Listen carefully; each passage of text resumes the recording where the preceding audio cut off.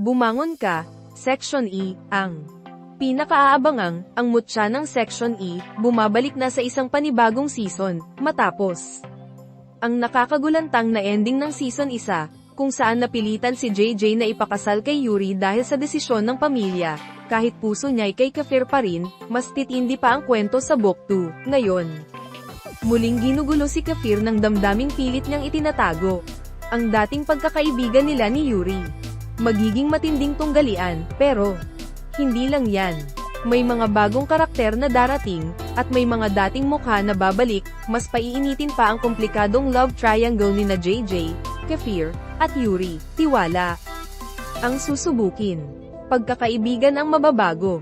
At sekreto ang mabubunyag na babago sa lahat. Samahan si JJ sa mas malalim niyang paglalakbay, sa pagprotekta ng kanyang puso, pagkakaibigan, at pagkatao. Handa ka na ba sa mga revelasyon, saktan, at pagmamahala na hindi mo inakalang darating? Book 2, malapit na, wag mong palampasin.